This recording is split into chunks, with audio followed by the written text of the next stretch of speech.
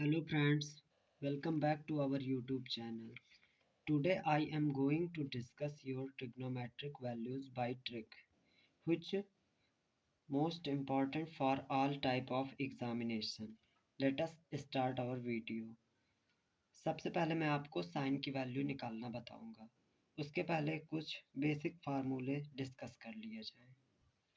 तो फ्रेंड्स, आपका सबसे पहला जो फार्मूला है वो है tan theta equal to sine theta upon cos theta. शायद आपको फ्रेंड्स ये फार्मूला पहले से आ रहा हो। और आपका जो दूसरा फार्मूला है वो है sec theta equal to one upon cos theta. ये फार्मूला भी फ्रेंड्स आपको पहले से मालूम होगा।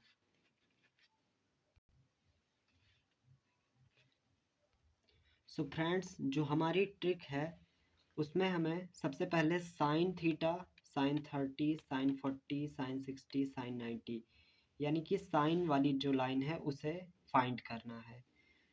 तो उसकी जो ट्रिक है वो है आपको सबसे पहले 0 to 4 न्यूमेरिकल्स यानी नंबर्स लिखने हैं। 1 2 0 1 2 3 4। उसके बाद आपको क्या करना है, सभी के ऊपर अंडर रूट लगा देना है।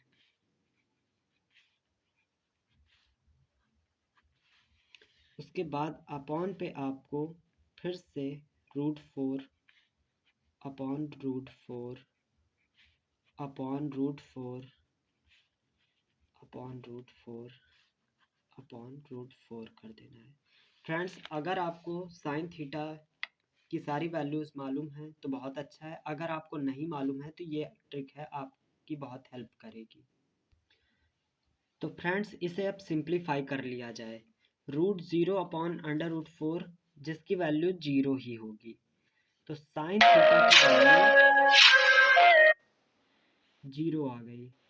उसके बाद √1 अपॉन √4 की वैल्यू, तो इसमें से हम लोग देखेंगे 1/4 यानी अगर 1 रूट के बाहर निकलेगा तो 1 हो जाएगा एंड 4 रूट के बाहर निकलेगा तो 2 हो जाएगा।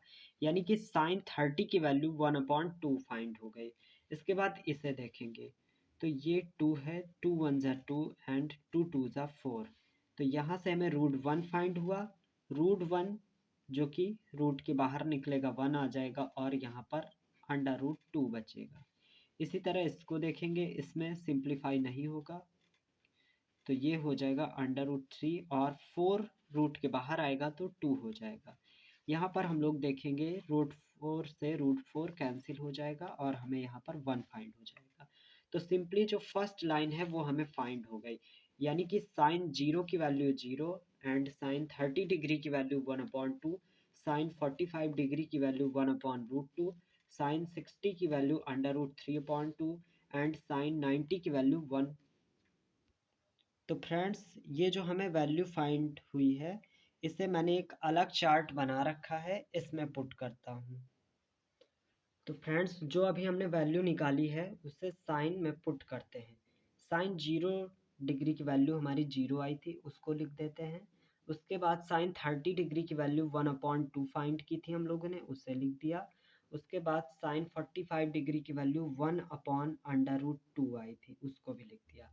फिर साइन 60 की वैल्यू √3/2 आई थी, उसे भी पुट कर दिया एंड साइन 90 की वैल्यू 1 हमें मिली थी, उसे भी मैंने लिख दिया। अब जो फ्रेंड्स आपकी ट्रिक है वो इस तरह से है कुछ कि इन सारी वैल्यूज़ को अब हम इस तरफ से लिखना स्टार्ट करेंगे नेक्स्ट लाइन में। यानी कि ये जो हमें वैल्यू 0 1/2 1/√2 एंड √3/2 एंड 1 जो फाइंड हुआ है इसे हम उल्टे क्रम में लिखना स्टार्ट करेंगे, यानी कि इस तरफ से लिखना स्टार्ट करेंगे।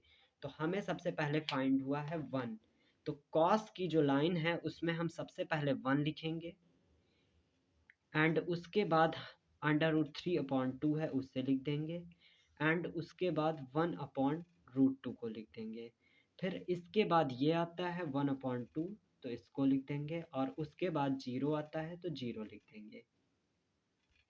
तो इस तरह से हम लोग देखेंगे कि हमने ये लाइन जो निकाली थी उसी के थ्रू ये लाइन भी हमें फाइंड हो गई, यानी साइन और कॉस की लाइन क्लियर हो गई।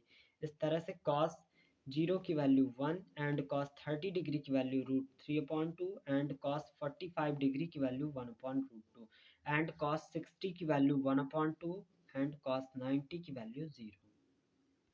फ्रेंड्स, अभी मैंने आपको बताया था tan थीटा की जो वैल्यू होगी उसे अगर हम साइन थीटा की वैल्यू को कॉस थीटा की वैल्यू से डिवाइड कर दे तो हमें tan थीटा की वैल्यू फाइंड हो जाएगी, यानी कि tan theta equal to sine theta upon cos theta. तो फ्रेंड्स देखते हैं tan थीटा की वैल्यूज। अब हमारे पास साइन थीटा में 0 था और कॉस थीटा में 1 था, तो 0 को 1 से डिवाइड करेंगे तो tan थीटा की वैल्यू फाइंड हो जाएगी, यानी कि 0/1। 0/1 जो कि होता है वो होता है 0।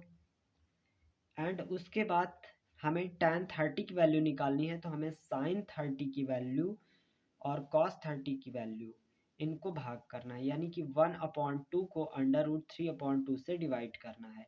तो यहाँ पर हम देखेंगे अगर इनको डिवाइड कर रहे हैं तो 2 से 2 हमारा कैंसिल हो जाएगा, हमें यहाँ पर मिलेगा 1 एंड अपॉन पे √3। तो हमारी जो tan 30 की वैल्यू आ गई वो हो गई 1/√3। इसके बाद tan 45 की वैल्यू देखेंगे, तो यहाँ पर हम देखेंगे 1/√2 और उसके अपॉन पे 1/√2 हो जाएगा, तो इससे ये कट जाएगा और हमें 1 फाइंड हो जाएगा।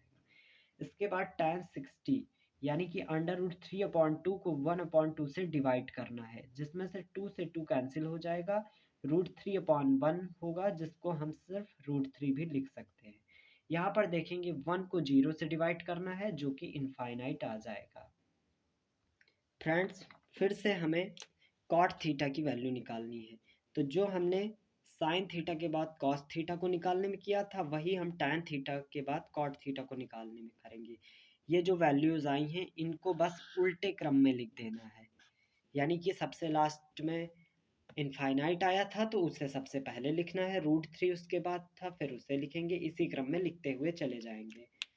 तो गाइज यहाँ पर सबसे लास्ट में इनफाइनाइट आया था तो इसे सबसे पहले लिख देंगे, उसके बाद √3 है तो √3 को उसके बाद लिख देंगे, देन 1 है फिर 1 लिख देंगे, उसके बाद 1/√3 आया उसे उसके बाद लिख देंगे एंड देन 0 आया है तो 0 लिख देंगे। इस प्रकार हमारी जो कॉट की लाइन थी वो पूरी हो गई, यानी कि कॉट 0 डिग्री की वैल्यू इनफाइनाइट, कॉट 30 डिग्री की वैल्यू √3 एंड कॉट 45 की जो वैल्यू है वो हो गई 1, कॉट 60 की वैल्यू 1/√3 एंड कॉट 90 डिग्री की वैल्यू 0।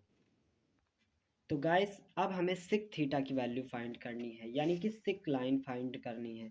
तो हमें पता है सिक थीटा जो वो कॉस थीटा का रेसिप्रोकल होता है, यानी कि जो भी कॉस की वैल्यू होगी उसे हम रेसिप्रोकल कर दें, उसका व्युत्क्रम कर दें, यानी कि उसे उल्टा कर दें तो हमें सिक थीटा की वैल्यू फाइंड हो जाएगी। तो देखते हैं किस प्रकार से सिक थीटा की वैल्यू निकलती है।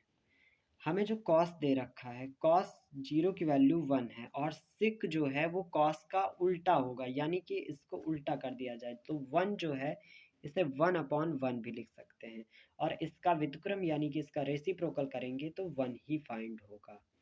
उसके बाद जो हमारी कॉस में 30 की वैल्यू है वो है √3/2 और अगर इससे रेसिप्रोकल यानी कि इसका उल्टा किया जाएगा तो हो जाएगा 2/√3।